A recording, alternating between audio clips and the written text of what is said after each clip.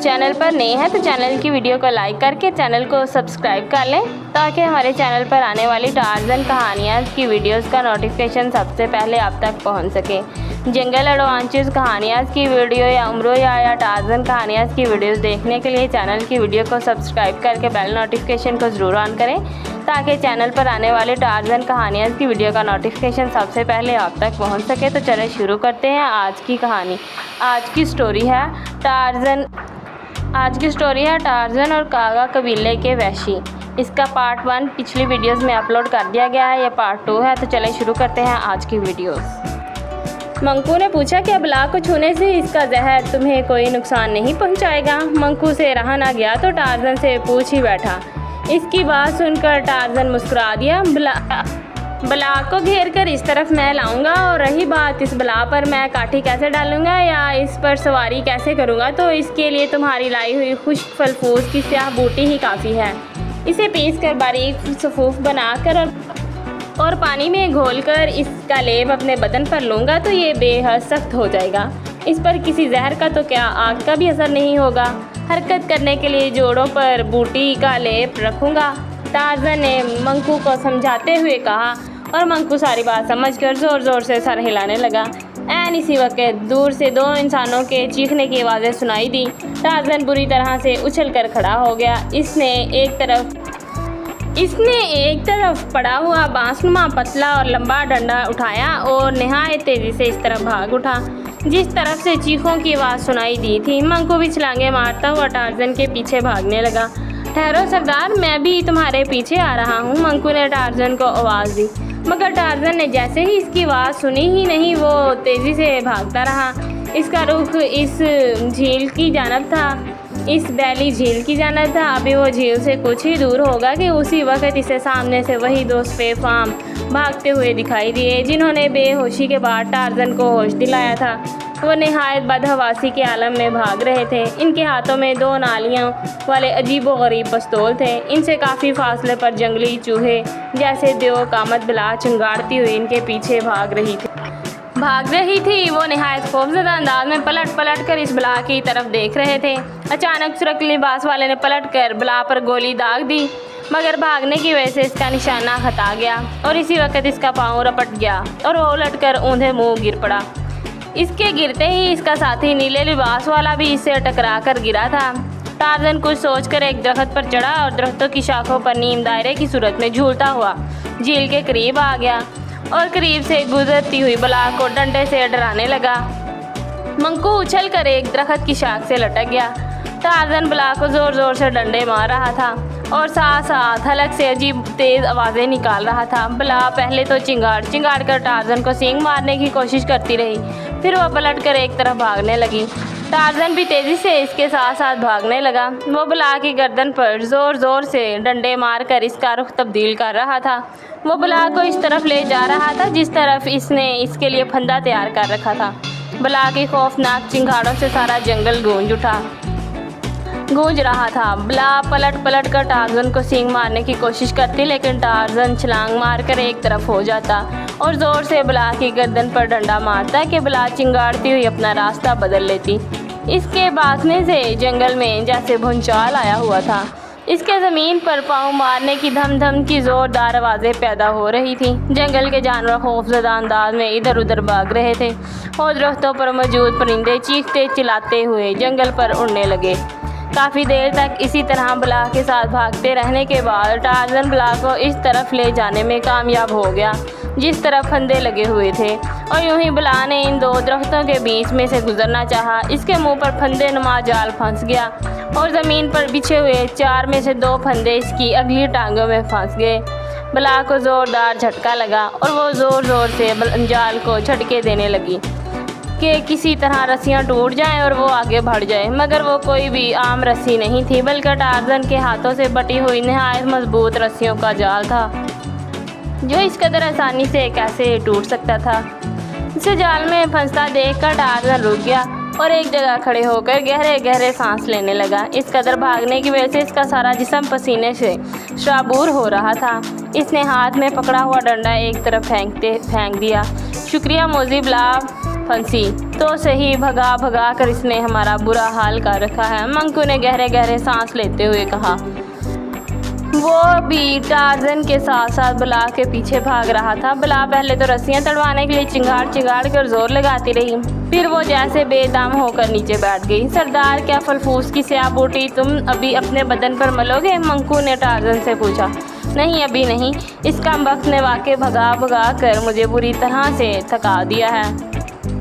काबू में तो ये आ ही गई है। काठी इस पर सुबह ही डालेंगे और अभी इस जंगल के बूढ़े हाथी शंभू से भी बात करनी है। पहले कुछ सालें, फिर शंभू की तलाश में चलते हैं, टार्जन ने कहा और मंकू ने इस बात में सर हिला दिया। इसी वक्त एक ज़ोरदार धमाका हुआ और टार्जन के करीब मौजूद एक दरख्त का कुछ हिस्सा उड़कर इस पर आ पड़ा। टार्जन बिजली किसी तेज़ी से पलटा और फिर एक गहरा सांस लेकर रह गया। इसके सामने वही दोनों स्वे फार्म खड़े थे जो कुछ देर पहले इस बला के खौफ से बुरी तरह से भाग रहे थे। इनके हाथों में 2 नालियों वाले पिस्तौल थे और इन्होंने पिस्तौलों का रुख टार्जन की तरफ रखा था। आखिर तुम हमारे काबू में आ ही गए हो टार्जन। एक अरसा से हम तुम्हारी तलाश में सरगिर्दां थे। पहले बेहोशी के आलम में जब तुम हमारे सामने आए तो हम तुम्हें पहचान ना पाए। अगर उसी वक्त हमें पता चल जाता तो हम तुम्हें होश में ही ना लाते और इसी हालत में तुम्हें उठा कर ले जाते और ले जाकर शाटी के हवाले कर देते। सुर्ख लिबास वाले ने टार्जन की तरफ देखते हुए तेज लहजे में कहा। इसकी बात सुनकर टार्जन को बड़ी हैरानी हुई। ये तुम क्या कह रहे हो दोस्तों? तो क्या तुम यहाँ मेरी तलाश में आए थे? शाटी कौन है? नाम तो कुछ जाना पहचाना सा मालूम हो रहा है। ये तुमने मुझ पर पिस्तौल क्यों तान रखे हैं? तुम तो मेरे मोहसिन हो। झील के किनारे मुझे किसी जहरीले कीड़े ने काट लिया था जिसकी वजह से मैं बेहोश हो गया था। अगर तुम जहर का असर ज़ाइल करने वाला इंजेक्शन ना लगाते तो ना जाने मैं ज़िंदा भी रह पाता या ना। टार्जन ने इसकी तरफ तशकुराना निगाहों से देखते हुए कहा। मर गए होते तो ज़्यादा अच्छा था। शाटी ने तुम्हें ज़िंदा या मुर्दा हालत में लाने का हुक्म दिया है। अगर तुम मर भी जाते तो हम तुम्हारे सीने में गोलियां दाग देते और शाटी से जाकर यही कहते कि हमने ही तुम्हारा शिकार किया है। वो खुश होकर हमें इतना बड़ा इनाम देता है कि हम कई सालों तक बैठकर इत्मीनान से खा सकते। नीले लिबास वाले ने यूं मुंह बनाते हुए कहा जैसे इसे टार्जन के ज़िंदा होने पर अफसोस हो रहा। ओ शाटी डिसोज़ा, कहीं तुम इस शाटी डिसोज़ा का नाम तो नहीं ले रहे जो एक बहुत बड़ा शिकारी है जिसके बारे में मशहूर है कि वो तन्हा और खाली हाथ और 2 शेरों का मुकाबला कर चुका है? टार्जन ने अचानक चौंक कर कहा। बहुत खूब, तुम्हारी याददाश्त बहुत अच्छी है। हाँ टार्जन, हमें शाटी डिसोज़ा ने भेजा है। तुमने इसके जवान बेटे को हलाक किया था और ख़ुद इसके भी दोनों हाथ पांव तोड़ डाले थे। इसने रम से अपना और अपने बेटे की मौत का इंतकाम लेने के लिए हमें भेजा है। सुर्ख लिबास वाले ने कहा। इसके लहजे में बेपनाह रख्तगी थी। हो ना हो इसका बेटा और वो खुद भी तो मेरी जान का दुश्मन हो रहा था। मैं तुम्हें असल बात बताता हूँ कि मैंने तो सिर्फ इन्हें अपने जंगल में शिकार खेलने पर मना किया था, जिस पर इसके गुस्सीले बेटे को मुझ पर गुस्सा आ गया। इसने कई बार मुझ पर कातलाना हमले किए, मैं बाल बाल बचा। और फिर जब मेरी इसके साथ दस्त बदस्त जंग हुई और वो मेरे हाथों मारा गया तो इसमें मेरा क्या कसूर है? बेटे को मरता देखकर शाटी भी अपने साथियों समेत मुझ पर पल पड़ा, जिस पर मैंने इसके हाथ पांव तोड़ डाले और इसके साथ इसे उठा कर ले गए अब इसने तो तुम लोगों को मुझे हलाक करवाने के लिए भेजा है, मगर तुम कौन हो? इसके साथियों में से हो? टार्जन ने पिछली सारी बातें याद करते हुए कहा और इन दोनों की तरफ गौर से देखने लगा। हाँ, हम इसके साथी हैं, पेशावर कातलाना जो अजरत लेकर लोगों को कत्ल करते हैं। शाटी ने तुम्हें मारने या जिंदा इस तक ले जाने के लिए हमें एक भारी रकम दी है और मज़ीद रकम देने का भी वादा किया है, अरबल ने कहा। और इसकी बात सुनकर टार्जन के होंठ भींच गए और वह इन दोनों की जानब गुस्सीली नज़रों से देखने लगा। इसका मतलब या तो तुम मुझे ज़िंदा गिरफ्तार करोगे या हलाक करके शाटी तक ले जाओगे। टार्जन के हलक से गुर्राहट भरी आवाज़ निकली। हाँ, अगर तुम हमारे साथ शराफत से चलने के लिए तैयार ना हुए तो हम तुम्हें यहीं ढेर कर देंगे और तुम्हें लाश स्मेटर में डालकर शाटी तक ले जाएंगे। इसे तुम्हारी लाश देकर सबूत मिल जाएगा हमने किसी गलत आदमी को कत्ल नहीं किया। सोल्फर ने जवाब दिया। तुम मेरे मोहसिन हो और अनजाने में तुमने मेरी जान बचाई है, इसलिए मैं नहीं चाहता कि मेरा तुम पर हाथ उठे। तुम्हारे लिए बेहतर यही है कि तुम यहाँ से चुपचाप वापस चले जाओ। टार्जन ने इनकी तरफ देखते हुए और अपना लहजा नरम करते हुए कहा। मगर इसके बावजूद कि इसके लहजे में धमकी वाज़ेह थी। तुम इस वक्त आम इंसानों के नहीं, सोल्फन और आर्बल के सामने खड़े हो, जिन्होंने जिस काम का बेड़ा उठाया है इसे हर सूरत में पूरा किया और अपनी जान तक की भी कभी परवाह नहीं की। हम तुम्हें आखिरी बार कह रहे हैं, अपने हाथ सर पर रख कर दूसरी तरफ घूम जाओ, वरना ये कहते हुए आर्बल ने पिस्तौल के ट्रैगर पर गिरफ्त मजबूत कर ली, जैसे वाकई अगर टार्ज़न ने इसका हुक्म ना माना तो वो इसे गोली मार देगा। और मैं भी तुम्हें आखिरी बार कह रहा हूँ, अपनी जान की सलामती चाहते हो तो वापस चले जाओ, वरना मैं तुम्हारा इस कदर बुरा हशर करूँगा कि शार्टी तो क्या, तुम्हारा बाप भी तुम्हारी बिगड़ी हुई शक्ल देखकर पहचान ना पाएगा। टार्ज़न ने इस बार नहायत उसीले लहजे में कहा। होना हो तो तुम यूँ नहीं मानोगे, सोल्फन ने नफरत से हंकार भरते हुए कहा। साथ ही इसने एक के बाद दीगरे 2 फायर कर दिए। टार्ज़न की निगाहें इसकी उंगली पर ही मरकूज थी। यूं ही इसकी उंगली ट्रैगर पर दबी टार्ज़न ने बर्क रफ्तारी से अपनी जगह छोड़ दी। सोल्फन के पिस्तौल से निकली हुई गोलियों टार्ज़न के पीछे दरख्त के तनों में धंस गई। इसे सोल्फन का वार बचाते देखकर आर्बल को भी गुस्सा आ गया। इसने भी इसका निशाना लेकर इस पर फायर झोंक दिए और फिर वो दोनों लगातार टार्ज़न पर गोलियां बरसाने लगे। मगर टार्ज़न एक जगह रुकता तो उसे गोली छूती। वो तो उस वक्त बिजली बना हुआ था, इसके पैर ज़मीन पर पड़ ही नहीं रहे थे, कभी दाएं कभी बाएं, और इसी तरह वो कलाबाजियाँ खाता हुआ और खुद को इधर उधर उछालता हुआ खुद को इनकी गोलियों से बचा रहा था। यहाँ तक कि इन दोनों के पिस्तौल खाली हो गए। इनके पिस्तौल से जब गोलियों के बजाय ट्रच ट्रच की आवाज़ें निकली तो वो दोनों बुखला गए। इन्होंने जल्दी से अपनी जेबों से गोलियां निकाल ली ताकि मैगजीन में भर सकें, लेकिन अब भला टार्ज़न इन्हें मौका कहाँ देने वाला था। वो अब अकेला इनके सामने आ गया और इसके ज़बरदस्त घोंसों ने इन दोनों को उछाल कर दूर फेंक दिया। पिस्तौल इनके हाथों से निकलकर दूर जा गिरे, जिन्हें मंकू उठाकर तेजी से दरख्त पर चढ़ गया। आर्बल और सोल्फन तेजी से उठे। टार्ज़न ने इन दोनों को निहायत गुस्से से पीटना शुरू कर दिया।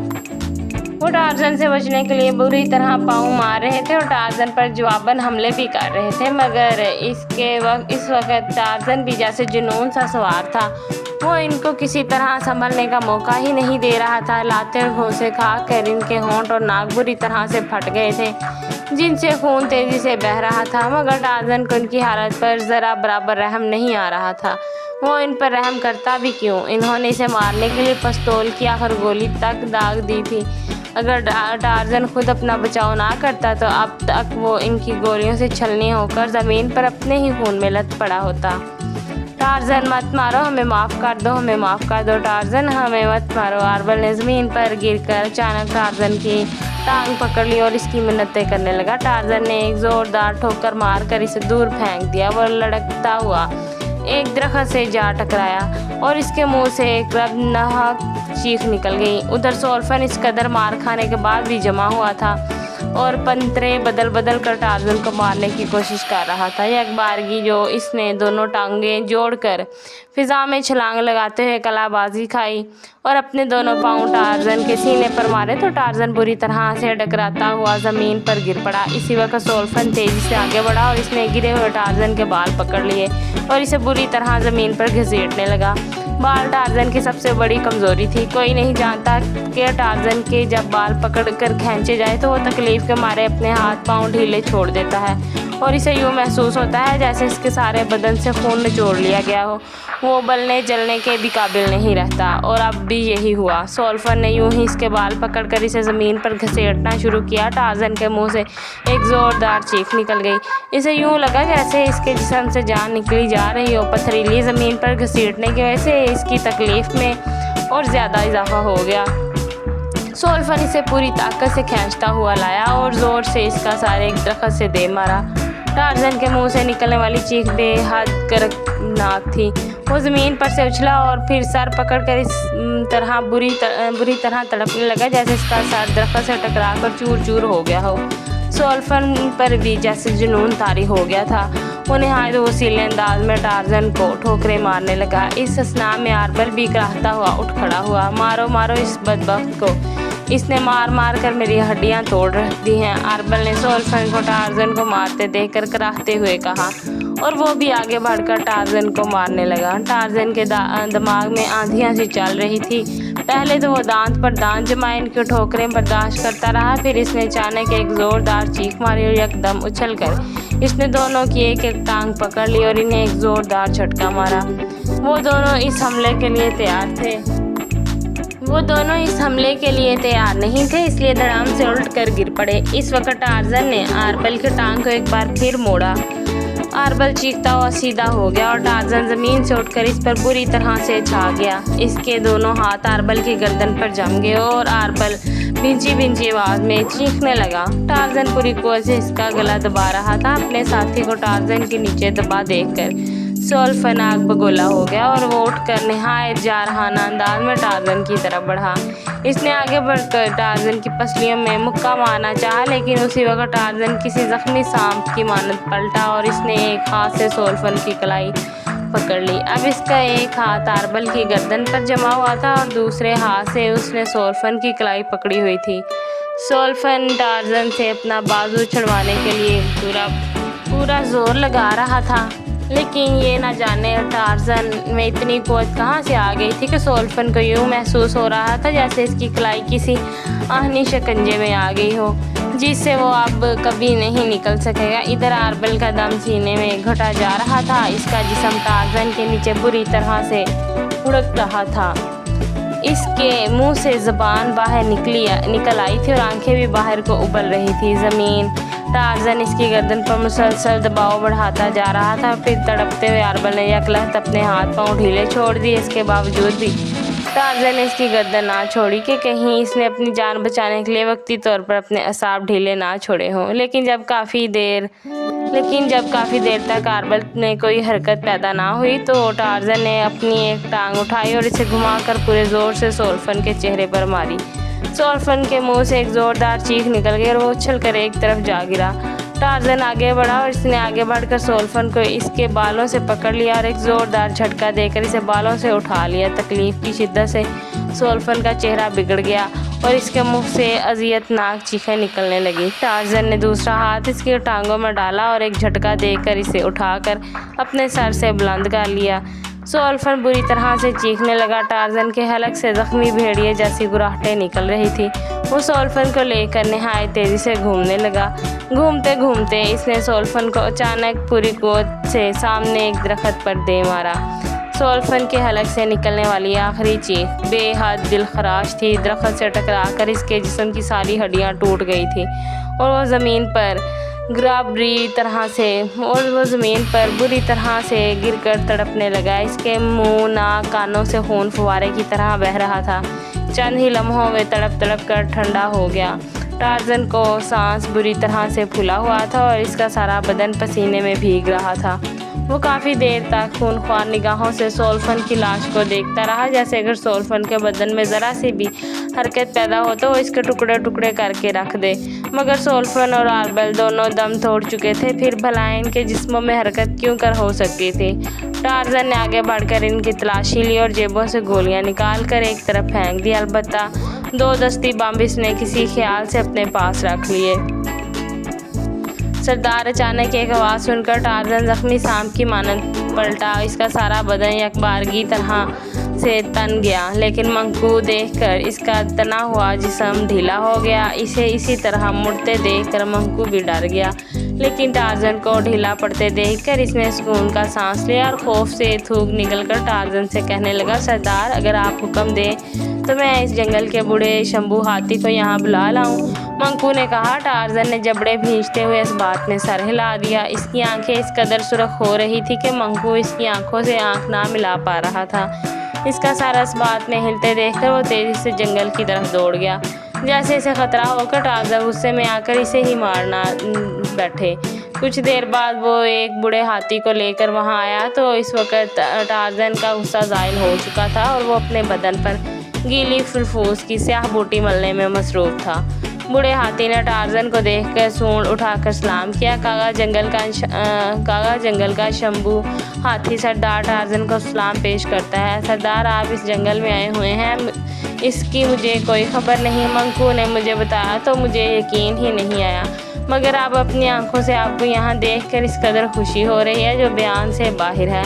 बूढ़े हाथी ने वाकई बेहद मुसर्रत का इजहार करते हुए कहा, हाँ शंभू, मैं एक ख़ास काम के सिलसिले में यहाँ आया हूँ। काका कबीले वालों ने मुझे बेहद परेशान कर रखा था और ख़ास तौर पर सरदार बाटो और इसके साथी मेरे जंगल से मेरी एक बहन को उठा कर ले गए थे। इन जालमों ने इसको मार डाला है। मैं इनसे इसका इंतकाम लेने के लिए आया हूँ। मगर इस तरफ इत्फाकन तो तोंगा बला आ निकली थी जिसे मैंने अपने काबू में कर लिया है। मगर इस बला के खौफ से काका कबीले वालों ने कांटों की बाढ़ और आग का एक हसार कबीले के गिर्द फैला दिया है। कांटों की बाढ़ को हम हटाएंगे, मगर आग बुझाने के लिए हमें काफ़ी मिकदार में पानी की ज़रूरत है। क्या तुम इस जंगल के दूसरे हाथियों से मिलकर हमारा साथ दोगे? तुम अपनी सूंडों में पानी भरकर इस आग पर फेंक देना। रास्ता बनते ही तोंगा बला को लेकर कबीले में घुस जाऊंगा और कबीले की ईंट से ईंट बजा कर रख दूंगा। टार्जन ने नहायत संजीदा लहजे में बूढ़े हाथी से कहा, इस जालिम कबीले से हम भी बहुत परेशान हैं सरदार। ये जंगल के हाथियों को नहीं छोड़ते, इन्हें मारकर इनके दांत तोड़ देते हैं जिसके ये लोग अपने लिए हथियार वगैरह बनाते हैं। तुम्हारी बहुत मेहरबानी होगी सरदार अगर तुम इस जालिम कबीले का खात्मा कर दो। ये तुम्हारा हम पर बहुत बड़ा एहसान होगा। इसके लिए तुम हमें जो हुक्म दोगे हम तुम्हारा हर हुक्म मानने के लिए तैयार हैं। शंभू हाथी ने टार्जन की बात सुनकर जवाब दिया, अगर तुम मेरे साथ ताअवुन करने के लिए तैयार हो तो समझ लो कि इस जालिम कबीले का खात्मा हो गया। जाओ और अपने साथ जिस कदर हाथी ला सकते हो ले आओ। इस खौफनाक बला के बारे में तुम सब हाथियों को बता देना। मैं इसको इन सब से दूर रखने की कोशिश करूँगा, कहीं वो इससे डर ही ना जाएं। और शंभू, ये भी सोच लो वो आदमखोर वैश्यों का कबीला है, वो लाजमन तुम में से कई हाथियों को भी मार गिराएंगे। क्या इस सूरत में भी तुम मेरे साथ मिलकर इस खतरनाक कबीले से जंग करोगे? टार्जन ने बूढ़े हाथी की तरफ गौर से देखते हुए कहा, अगर थोड़े से साथियों की कुर्बानी देकर हमें हमेशा के लिए इन जालिम इंसानों से निजात मिल जाती तो और हमें क्या चाहिए? बूढ़े हाथी ने कहा। टार्जन ने इस बात में सर हिला दिया। वो कतई तौर पर संजीदा था, जैसे वो काका कबीले की तबाही का हतमी फैसला कर चुका था। इसकी इजाज़त लेकर शंभू हाथी वहाँ से चला गया और टार्जन अपने जिस्म पर फलफूस की स्याह बूटी का लेप लगाने लगा। जहाँ जहाँ वो बूटी का लेप लगा रहा था वहाँ बूटी पत्थर की तरह ठोस होती जा रही थी। टांगों और बाजुओं के जोड़ों पर टार्जन ने बूटी का लेप बहुत हल्का किया था और वरना वो हरकत करने के भी काबिल ना रहता। लेप से फारिग होकर टार्जन चंद लम्हे धूप में आग खड़ा हुआ ताकि फलफूस बूटी मुकम्मल तौर पर सूख जाए। इस बूटी की वजह से टार्जन का जिस्म काफ़ी वजनी और सख्त हो गया और इसमें वो फुर्ती ना रही थी जो आम इंसानों या इसमें होती है। इसने बला पर दरख्त की छान की बनी हुई काठी डाल दी और बूढ़े शंभू हाथी का इंतज़ाम करने लगा। कुछ ही देर में शंभू हाथी अपने साथ 50 के करीब हाथी ले आया। इन्होंने सूंडों में पानी भर रखा था। शंभू हाथी पर मंकू चढ़ा बैठा था। सरदार, हम कबीले की तरफ जा रहे हैं। कांटों की बाढ़ हाथियों के लिए पाँव से हटा लेना कुछ मुश्किल नहीं। हम आग बुझाकर फ़ौरन कबीले पर हल्ला बोल देंगे। हमारे पीछे पीछे इस जंगली चूहे पर बैठकर तुम भी आ जाओ, मंकू ने कहा। और बला को जंगली चूहे का खिताब देने पर टार्जन के लबों पर मुस्कुराहट आ गई। इसने सर हिलाकर शंभू हाथी को जाने का हुक्म दिया। शंभू हाथी ने एक ज़ोरदार चिंगाड़ मारी और अपने दूसरे हाथियों को लेकर काका कबीले की तरफ भागता चला गया। चंद लम्हों के इंतज़ार के बाद टार्जन ने बला के मुँह पर बंधे हुए जाल की लंबी रस्सियाँ अपने हाथ में ले ली और खंजर से इसके पांव बंधे हुए फंदे काट दिए और छलांग लगाकर इस बला पर सवार हो गया। इस असना में बला वाकई किसी खौफजदा चूहे की तरह दरख्तों में मुंह दिए दबकी बैठी थी। टार्जन ने जब इस खाल में खंजर की नोक मारी तो वो चिंगाड़ती हुई फ़ौरन उठ खड़ी हुई और उठकर एक तरफ भागने लगी। टार्जन ने इसकी बागनुमा रस्सी ज़ोर से खींचकर इसका रुख दूसरी तरफ फेर दिया। वो जिस तरफ रस्सी खींचता बला चिंगाड़ती हुई उसी तरफ मुड़ जाती। जब इसका रुख कबीले की तरफ हुआ तो टार्जन ज़ोर ज़ोर से बला को खंजर की नोक मारने लगा। बला की रफ्तार तेज़ से तेज़ तर होती चली गई और वो खौफनाक अंदाज में चिंगाड़ती हुई दरख्तों झाड़ियों को रौंदती हुई काका कबीले की तरफ दौड़ने लगी। कबीले के गिर्द से हाथियों ने ना सिर्फ कांटों की बाढ़ काफ़ी हद तक हटा दी थी, बल्कि इन्होंने सूंडों से पानी की धारें मार मार कर आग के हसार का एक बहुत बड़ा हिस्सा बुझा दिया था और इन्होंने कबीले पर हमला भी कर दिया था। कबीले में हर तरफ अजीब चीखों पुकार मची हुई थी। हाथी चिंगाड़ते हुए कबीले में तबाही फैला रहे थे। वो झोंपड़ियों और वैश्यों की तरह बुरी तरह से रौंद रहे थे और भागते हुए वैश्यों को सूंडों में पकड़ पकड़ कर पटक रहे थे। वैश्य भी अपने बचाव के लिए इन पर तलवारों और नेज़ों से हमले कर रहे थे, मगर टार्ज़न यूं ही नहीं बला कबीले में दाखिल हो कबीले वालों के रहे सहे और शान भी खता हो। बला आंधी और तूफान की तरह कबीले में दाखिल हुई थी। इसके जड़ में जो आ रहा था वो इसका कीमा बनाती हुई भाग रही थी। टार्ज़न रस्सी खींच कर बला को कबीले में भगा रहा था। कबीले के चंद बहादुर वैश्यों ने बला और टार्ज़न पर तीर और नेज़े फेंके। इन तीर और नेज़ों का टार्ज़न पर तो कुछ असर ना हुआ, क्योंकि फलफूस की बूटी की सख्त तह इसके जिस्म पर चढ़ी हुई थी। अलबत्ता बला किस कदर ज़ख्मी हो गई, जिस पर वो और ज़्यादा बफर गई और ऊपर से टार्ज़न इसे खंजर मार मार कर ज़ख्मी कर रहा था, जिससे बला का बुरा हाल हो गया और वो इस कदर खौफनाक अंदाज में कबीले में तबाही मचाने लगी कि वहाँ पर हमला आवर हाथी भी इसके खौफ से भागते चले गए। टार्ज़न ने बला की रस्सियाँ मजबूती से पकड़ रखी थी, वरना जिस तरह बला भाग रही थी इसका गिर जाना यकीनी था और टार्ज़न जानता था कि अगर वो बला के ऊपर से गिर गया तो फलफूस की बूटी टूटकर इसे जिस्म में घुस जाएगी और इसे सख्त नुकसान पहुंच सकता है। वो नहायत मजबूती से इस पर जमा बैठा था।